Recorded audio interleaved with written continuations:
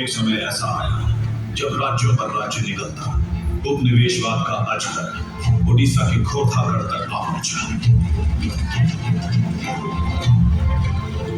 खोरथा के महाराज मुकुंद देव द्वितीय अभी बालक थे और उनके दीवान और मंत्री जोई राजगुरु के कंधों पर शासन का भार था।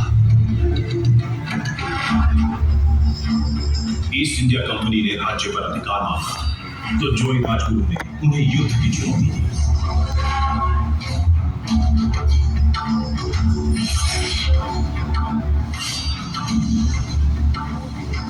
सन 1804 7,000 अंग्रेज सैनिकों के सामने मुट्ठी भर पाइको योद्धा निर्भयता का कवच पहने खड़े थे। अंग्रेजों की जीत निश्चित थी और हारने से पहले रणधीरों ने ऐसा समर मचाया कि रणचंडी हर्षित हो नाच उठी।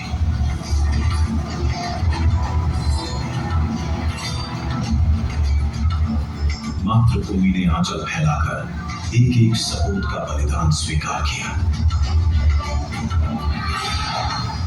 अंग्रेजों ने जोई राजगुरु पर मुकदमा चलाकर निर्ममता से उनका वध कर दिया।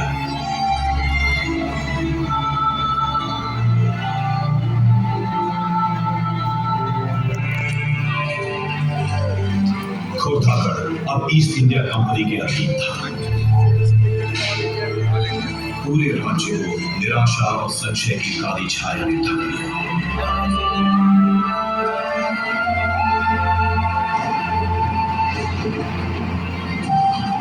ऐसे में पाइको कुलगौरव बक्सी जगबंधु अपने महान पूर्वजों के पुण्य प्रताप को कैसे धूल में मिलने दे सकते थे। 1817 में सबल भुजाएं खड़क उठी, इंद्र के वज्र में कंपन हुआ, काला आकाश कड़कती बिजलियों से धवल हो उठा। तेजस्वी पाइको खड़ग अपनी मयान से बाहर आई और सरदार बक्सी ने पहले स्वतंत्रता संग्राम का शंखनाद किया।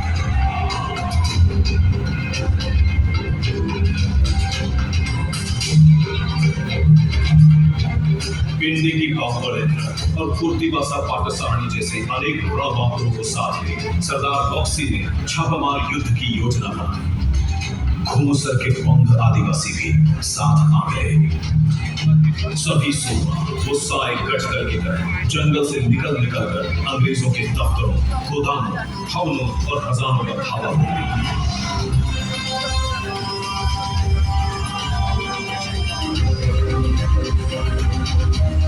पाइको विद्रोह की क्रोधाग्नि में शत्रु ध्वज भस्म होने लगा। उसी दौरान पारड़ा की मंडी में सोरा विद्रोह, गणापुर, नयागढ़, दसपल्ला में क्रांति के प्रखर सुर सुनाए गए। केंदुझर के भुइयां सरदारों ने दरबार डाला। पूरे 10 वर्षों तक सरदार बक्सी प्रतिकूल परिस्थितियों से हारे बिना लड़ते रहे। फिर एक दिन उन्हें धोखे से बंदी बना लिया गया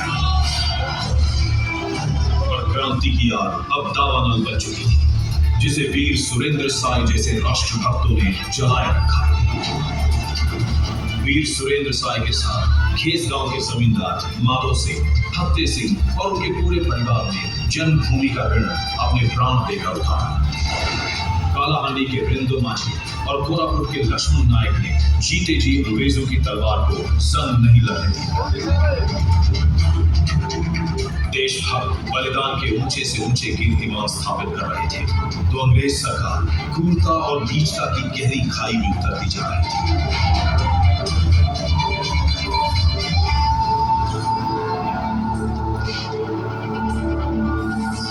अंग्रेजों की पैशाचिक प्यास जब योद्धाओं के रक्त से ना बुझी तो उन्होंने निर्दोष जनता को अपना निशाना बनाया।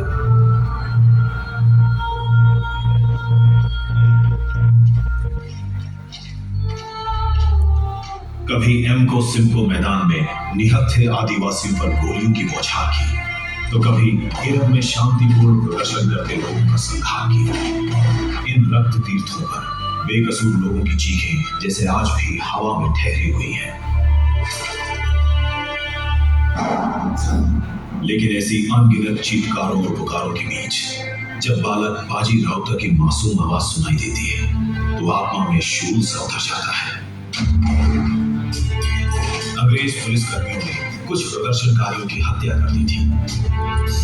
जन आक्रोश से बचने के लिए छुपते छुपाते जब वे लोग नीलकंठपुर घाट पहुंचे तो उनका रास्ता एक नन्हे नाविक ने रोक लिया। तुमने हमारे सबक हत्या करी।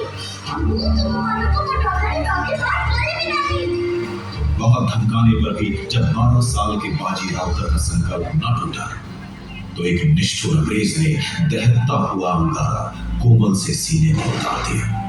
अंतिम क्षणों में भी बाजी राउतर अपने साथियों को चेताता रहा।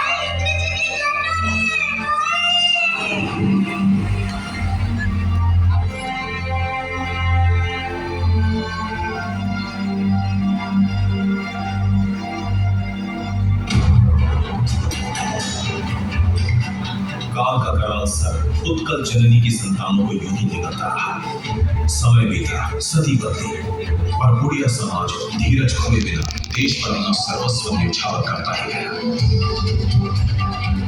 बाघा ज्योतिन जैसे विलक्षण वीरों ने स्वतंत्रता संग्राम में नए प्राण फूंके। नेताजी सुभाष चंद्र बोस जैसे महामानवों ने उड़ीसा की कोख को धन्य किया। पंचशखा, पंडित गोपबंधु दास, पंडित नीलकंठ दास, पंडित गोधवारिस मिश्रा, आचार्य हरिहर दास और पंडित कृपा सिंधु मिश्रा नव क्रांति के अग्रदूत वाले। तुम मुझे खून दो, मैं तुम्हें आजादी दूंगा। जब नेताजी ने महा आह्वान किया तो लक्ष्मी इंदिरा पांडव, वीरपात्र, ब्रजमोहन पटनायक और सोमनाथ पाणिग्राही जैसे अनगिनत जोशीले जवान आजाद हिंद फौज के जमात सिपाही थे। वहीं दूसरी ओर मधुसूदन दास, पारला महाराजा, हरे कृष्ण महातारी, रमा देवी, मालती देवी, अन्नपूर्णा देवी, पार्वती की देवी, चंद्रशेखर दयाल और गुरुवारी मेहर जैसे अनेक नेताओं ने गांधी जी के असहयोग आंदोलन और नमक सत्याग्रह को बल दिया।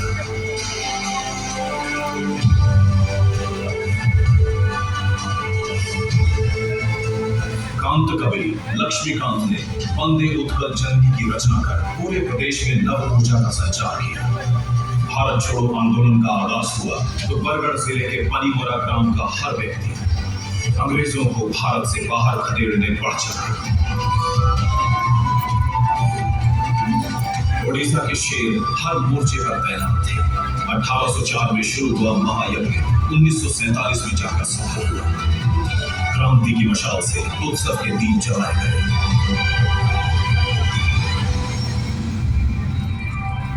और मैं तो कल भी प्रकाशमान था और आज भी प्रज्वलित हूं।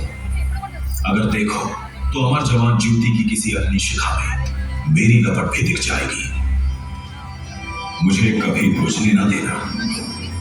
मैं सम्मान हूं तुम्हारे पूर्वजों का। मैं ताप हूं देश प्रेम का। मैं देश हूं अदम्य ओडिशा।